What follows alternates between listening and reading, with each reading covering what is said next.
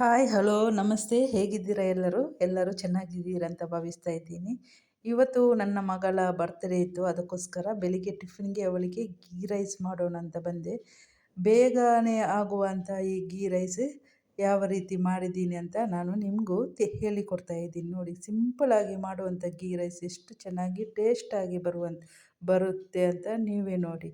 ಅದನ್ನು ಯಾವ ರೀತಿ ಮಾಡೋದಂತ ನೋಡೋಣ ಬನ್ನಿ.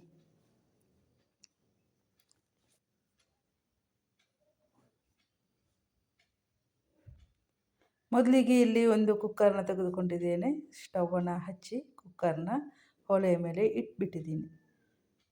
ಕುಕ್ಕರ್ ಚೆನ್ನಾಗಿ ಬಿಸಿ ಆದಮೇಲೆ ಅದಕ್ಕೆ 3 ಟೀ ಸ್ಪೂನು ತುಪ್ಪನ ಹಾಕಿ ಬಿಸಿ ಮಾಡ್ತಾಯಿದ್ದೀನಿ.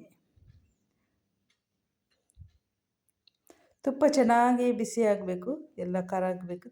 ತುಪ್ಪ ಚೆನ್ನಾಗಿ ಬಿಸಿ ಆದಮೇಲೆ 2 ನೀರುಳ್ಳಿನ ಇಲ್ಲಿ ತೆಗೆದುಕೊಂಡಿದ್ದೀನಿ. ಅದರಲ್ಲಿ 1 ನೀರುಳ್ಳಿನ ಇಲ್ಲಿ ಹಾಕಿ ಫ್ರೈ ಮಾಡ್ತಾಯಿದ್ದೀನಿ. ಚೆನ್ನಾಗಿ ಫ್ರೈ ಮಾಡಬೇಕು. ನೀರುಳ್ಳಿ ಕಲರ್ ಚೇಂಜ್ ಆಗುವವರೆಗೂ ಚೆನ್ನಾಗಿ ಫ್ರೈ ಮಾಡ್ತಾಯಿದ್ದೀನಿ. ಈಗ ಚೇಂಜ್ ಆಗ್ತಾ ಬಂತು ಕಲರ್. ಈಗ ತೆಗೆದು ಬಿಡೋಣ ನೀರುಳ್ಳಿನ. ಈಗ ಇದೇ ತುಪ್ಪಕ್ಕೆ ಪುನಃ ಗೋಡಂಬಿ ದ್ರಾಕ್ಷಿನ ಹಾಕಿ ಕೂಡ ಫ್ರೈ ಮಾಡ್ತಾಯಿದ್ದೀನಿ.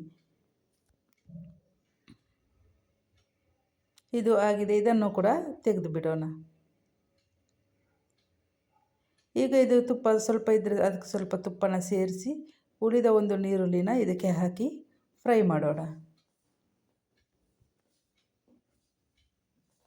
ಚೆನ್ನಾಗಿ ಫ್ರೈ ಆಗಬೇಕು. ಇದು ಕೂಡ ಕಲರ್ ಚೇಂಜ್ ಆಗುವವರೆಗೆ ಫ್ರೈ ಮಾಡ್ತಾ ಇರಬೇಕು.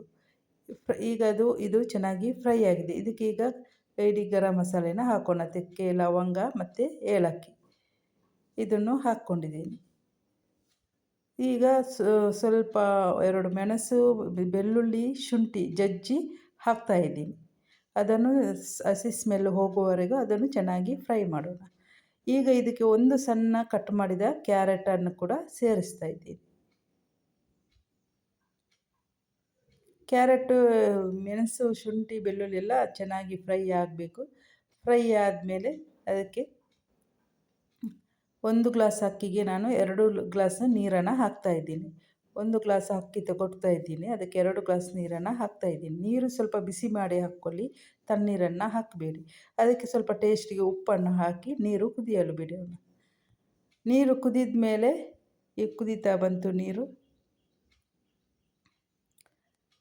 ನೀರು ಕುದಿದ ಮೇಲೆ ಇದಕ್ಕೆ ನೆನೆಸಿಟ್ಟ ಒಂದು 15 ನಿಮಿಷ ನೆನೆಸಿಟ್ಟ ಬಾಸ್ಮತಿ ಅಕ್ಕಿನ ಕೂಡ ಸೇರಿಸಿಬಿಡೋಣ. 1 ಲೋಟ ಅಕ್ಕಿನ ತೆಗೆದುಕೊಂಡಿದ್ದೀನಿ ನಾನು. ಇದನ್ನು ಇದರಲ್ಲಿ ಚೆನ್ನಾಗಿ ಮಿಕ್ಸ್ ಮಾಡಿ ಉಪ್ಪೆಲ್ಲ ನೋಡಿ ಕರೆಕ್ಟ್ ಇದ್ದರೆ ಬೇಡ, ಕರೆಕ್ಟ್ ಇಲ್ಲದಿದ್ದರೆ ಸ್ವಲ್ಪ ಉಪ್ಪು ಹಾಕ್ಕೊಳ್ಳಿ. ಇದು ಸ್ವಲ್ಪ ಕುದಿ ಬರುವಾಗ ಇದಕ್ಕೆ ಕುಕ್ಕರ್ನ ಮುಚ್ಚಳನ ಮುಚ್ಚಿ ಲಿಡ್ ಕ್ಲೋಸ್ ಮಾಡಿ.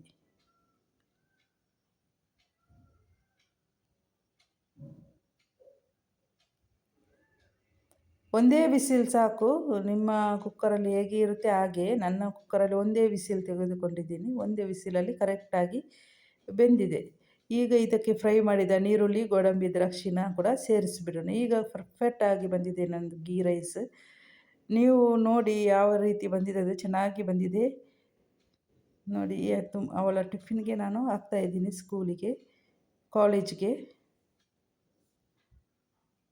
ಚೆನ್ನಾಗಿ ಬಂದಿದೆ ಗೀ ರೈಸ್. ನೀವು ಮನೆಯಲ್ಲಿ ಮಾಡಿ, ಸಿಂಪಲಾಗಿ ಮಾಡುವಂಥದ್ದು ಗೀ ರೈಸ್. ಹೇಗಾಗಿದೆ ಅಂತ ನನಗೂ ತಿಳಿಸಿ ಮಾಡಿ. ತುಂಬ ಟೇಸ್ಟಾಗಿ ರುಚಿಯಾಗಿರುವಂಥ ಗೀ ರೈಸ್ ಮನೆಯಲ್ಲಿ ಈಸಿಯಾಗಿ ಮಾಡ್ಬೋದು, ಬೇಗನೆ ಮಾಡ್ಬೋದು. ನೀವು ಮಾಡಿ. Thank you so much. Video ನೋಡಿದ್ದಕ್ಕಾಗಿ ಧನ್ಯವಾದಗಳು.